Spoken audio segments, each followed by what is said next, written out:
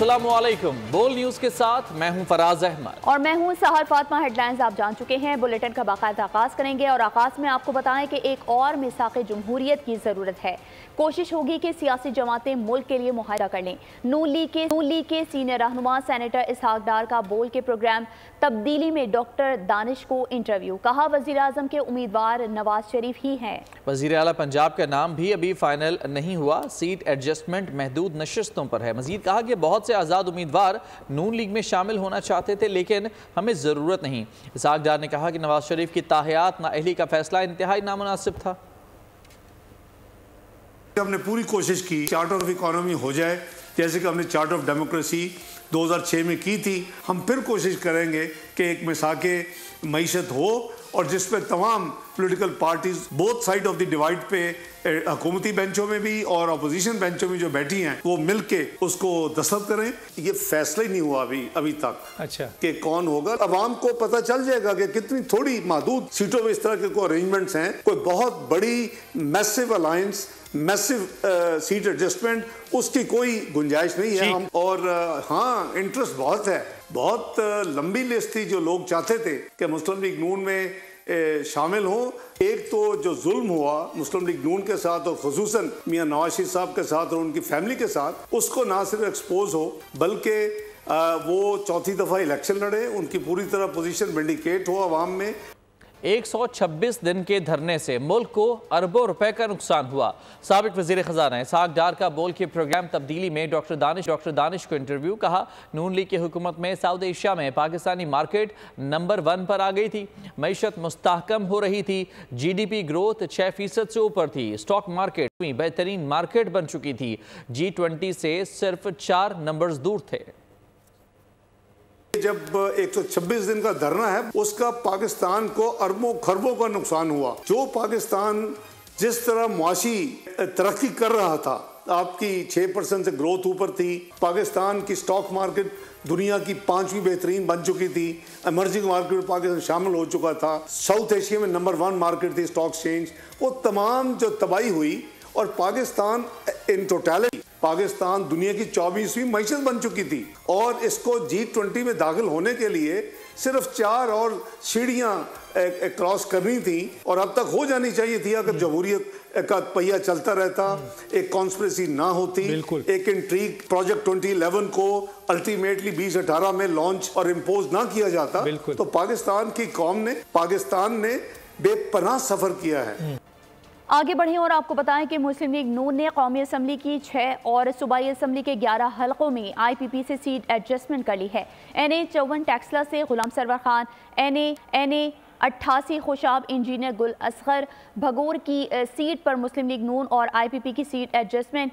NA 117 Shahdara Lahore से Abdul Aleem Khan, NA 128 Lahore से own Chaudhary के सीट पर मुस्लिम लीग नून की सीट एडजस्टमेंट। जबकि NA 149 मुल्तान जहांगीर खान तरीन, NA 143 चीचावतनी से नौमान लंगड़ियाल की सीट पर मुस्लिम लीग नून और IPP की सीट एडजस्टमेंट हो गई। मुस्लिम लीग नून ने 11 सूबाई सीटों पर IPP के साथ सीट एडजस्टमेंट भी की। लाहौर, रावलपिंडी, जेहलम, खोशाब, फैसलाबाद, कसूर, भावलपुर, मुजफ्फरगढ़ और कोट अद्दू से दोनों पार्टीज ने एडजस्टमेंट कर ली है।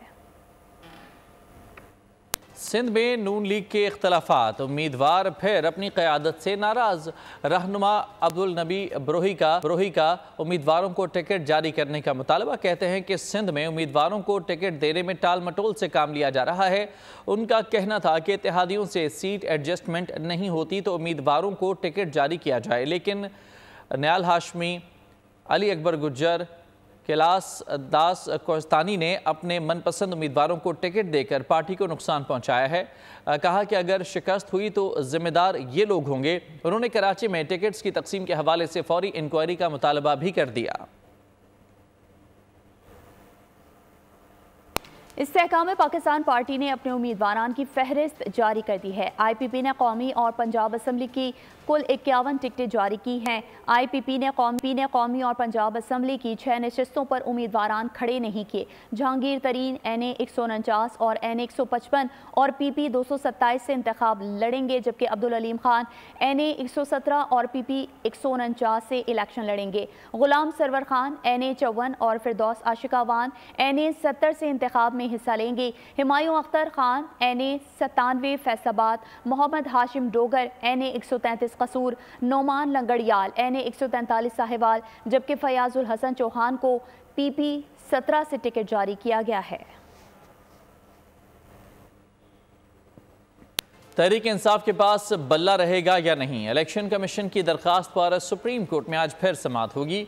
जुमे की समाअत के दौरान चीफ जस्टिस ने कहा कि लगता है कि PTI ने खुद अपने पांव पर कुल्हाड़ी मारी। सवाल किया कि तहरीक इंसाफ ने खुफिया मकाम पर इंट्रा पार्टी इंतखाबात क्यों कराए। तमाम उम्मीदवारान का बिला मुकाबला मुंतखब होना एक ताज्जुब की बात है। सुप्रीम कोर्ट ने इलेक्शन कमीशन से इंट्रा पार्टी इंतखाबात का असल रिकॉर्ड तलब कर लिया। समाअत आज सुबह 10 बजे दोबारा होगी।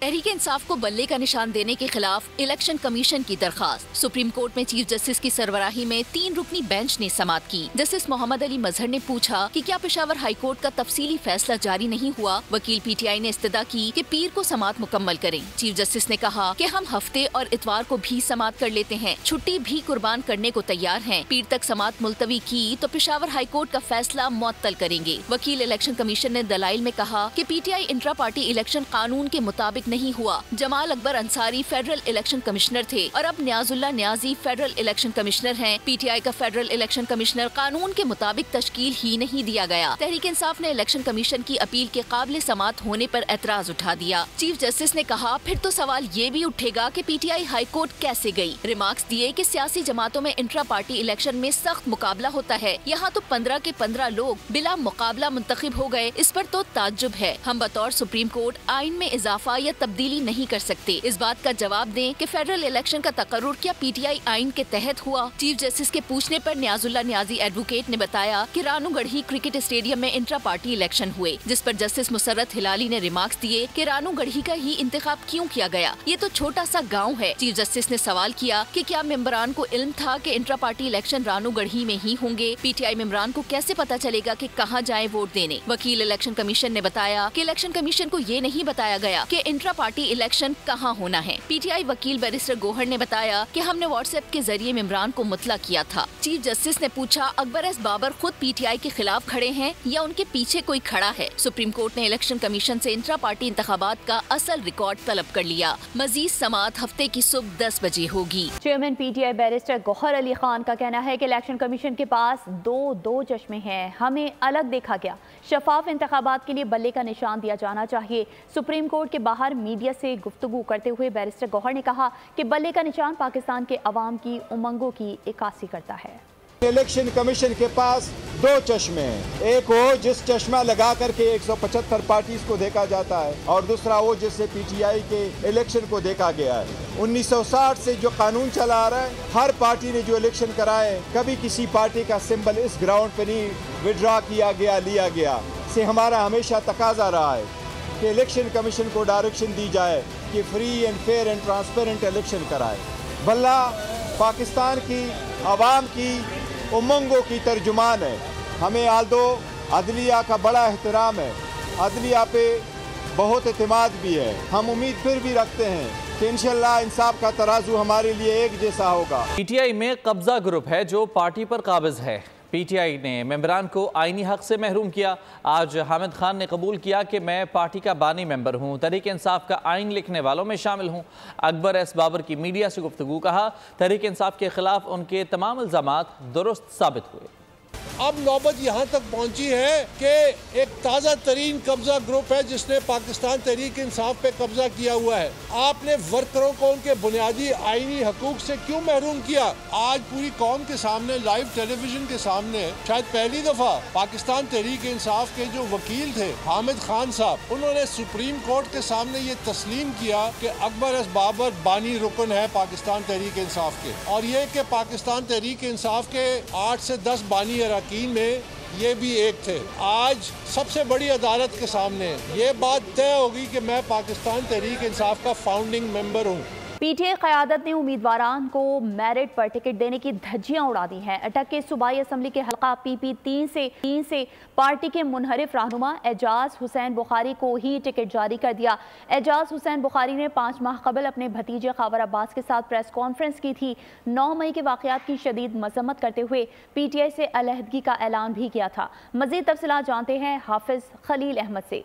जी खलील, बताइए। बिल्कुल, पीटीआई क़यादत ने उम्मीदवारों को मेरिट पर टिकट देने की धज्जियां उड़ाते हुए अटक के सूबाई असम्बली के हल्का PP 3 से पार्टी से मुनहरिफ रहनुमा एजाज हुसैन बुखारी को ही टिकट जारी कर दिया है। एजाज हुसैन बुखारी ने 5 माह कबल 15 अगस्त 2023 को अपनी रैशगाह बुखारी हाउस में अपने भतीजे खावर अब्बास बुखारी, जो कि उस वक्त PTI जिला अटक के फोकल पर्सन थे, के साथ प्रेस कॉन्फ्रेंस की थी, जिसमें खावर बुखारी ने अपनी और अपने चचा एजाज हुसैन बुखारी की जानिब से 9 मई के वाक़यात की शदीद मजम्मत करते हुए मुलव्वस मुल्ज़मान को सज़ा देने का मुतालबा करते हुए PTI से बाकायदा अलहदगी का वाज़ेह ऐलान किया था। प्रेस कॉन्फ्रेंस में एजाज बुखारी अपने भतीजे के साथ मौजूद थे और आज PTI की मरकज़ी क़यादत की जानिब से एजाज हुसैन बुखारी को PP 3 से PTI का टिकट देने की वजह से PTI के कारकुनान वो हैरान और परेशान हैं। जी ठीक है हाफिज खलील, आपका बहुत शुक्रिया। नून लीग पतंग को न काट सकी, सियासी दाव पेज पर MQM और नून लीग की बात न बन सकी। NA 242 पर बसात जम गई। मुस्तफ़ा कमाल के डटे रहने पर लीगी क़यादत ने शहबाज शरीफ की जगह ख्वाजा शुएब को टिकट थमा दिया।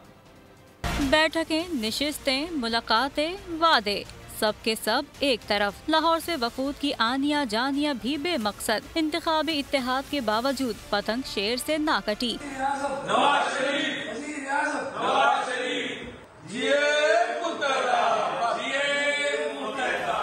NA 242 पर मुस्तफ़ा कमाल शहबाज शरीफ के हक में दस्तबरदार न हुए। राना मशहूद समेत कई लीगी रहनुमाओं ने MQM की क़यादत को मनाने की बहुत कोशिश की, लेकिन मुत्तहदा वाले अपनी बात से पीछे न हटे। MQM का स्टेक है कराची में, हम उसको मानते हैं, तो जो माजी की तलखियाँ उनको भुला के इस शहर के लिए, इस सूबे के लिए जो बेहतरीन कम्बिनेशन है वो लेकर आ रहे हैं। हमने MQM के दोस्तों से दरख्वास्त की हुई है और हमें उम्मीद है कि वो हमारी दरख्वास्त के ऊपर हमें अभी तक जो है पॉजिटिव वाइब्स आ रही हैं और अगले एक आधे दिन में, जिस तरह मैंने पहले कहा कि मुश्तरका उम्मीदवार पूरे सिंध में उतरेंगे और मैदान मारेंगे।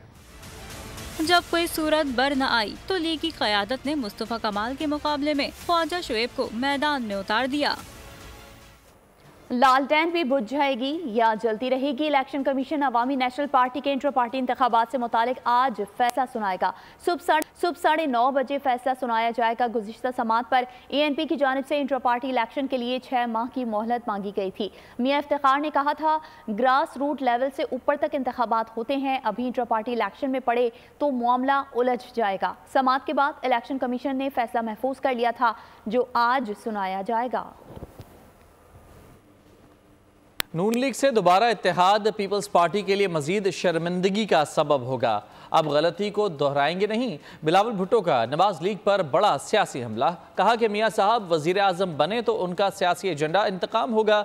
PP के जवान साल कायद ने सनहा मॉडल टाउन की असर नौ तहकीकात का मुतालबा भी कर दिया। अगर मियाँ साहब वज़ीर आज़म बनता है तो उसका एजेंडा क्या होगा? एजेंडा ये होगा कि मैंने अपने सियासी मुखालिफिन को बंद रखना है, मैंने इंतकामी सियासत जारी रखना है, मैंने तो उन सब से हिसाब लेना है। वो माजी पे देखते हुए आज को नुकसान पहुँचाएगा, आज के अवाम को नुकसान पहुँचाएगा। हमारा जो पैगाम है वो ये है कि हम नफरत और तकसीम को सियासत का मुकाबला करेंगे। हम जो सियासत कर रहे हैं एक बिल्कुल ही एक नया सोच है, एक वाज़े एक आप कंपैरिजन करें दूसरे सियासी जमातें हैं, उनका सियासत एक ज़ाती दुश्मनी पे पहुंच चुका है। मॉडल टाउन का वाक़या है, उस इशू पे भी मुझे ना सिर्फ ब्रीफ किया। मैं समझता हूँ कि ये जो डिमांड है या ये जो ख्वाहिश है कि एक पार्शल इन्वेस्टिगेशन किया जाए और आज तक कभी किसी स्टे ऑर्डर की वजह से जो भी लीगल मुश्किलात हैं, हम सबका मुतालबा है कि एक साफ और शफाफ तहकीकात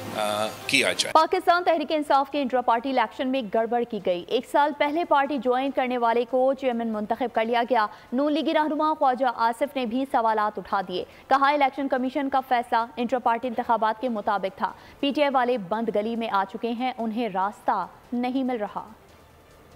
ये लोग इलेक्शन को रिजल्ट तस्लीम नहीं करेंगे, पार्टिसिपेट करेंगे तमाम हुज्जत के लिए। पाकिस्तान में जो लोग जो हैं वो तो अपना नाम भी नहीं इस्तेमाल कर रहे सोशल मीडिया के ऊपर, अदरवाइज जो है वो जाली नामों पे या ज़्यादातर जो है लोग जो है बाहर के ममालिक में बैठ के जो है वो एक्टिव हुए हैं। इनके वो लोग पाकिस्तान के ख़िलाफ़ जो है साजिशें इस वक्त कर रहे हैं। अगर अदलिया पे उनको इत्मीनान है तो वेट करें, सुप्रीम कोर्ट का हम भी इंतज़ार करते हैं डिसीजन का, वो भी इंतजार करें। क्लोज फाइट जो है गैलप ने सर्वे जो उसमें दिया है तो ये tide can turn either way, किसी तरफ से उसका रुख बदल सकता है। और हवा जो है जिस तरह डेवलप हो रही है और साल का उन्होंने तकरीबन जून से लेके अब तक का उन्होंने सर्वे किया है, उसके अंदर जिस तरह पब्लिक ओपिनियन चेंज हुआ है मैं समझता हूँ वो एक्सेलरेट होगा। सब्सक्राइब करें और बेल दबाएं ताकि कोई खबर रह न जाए।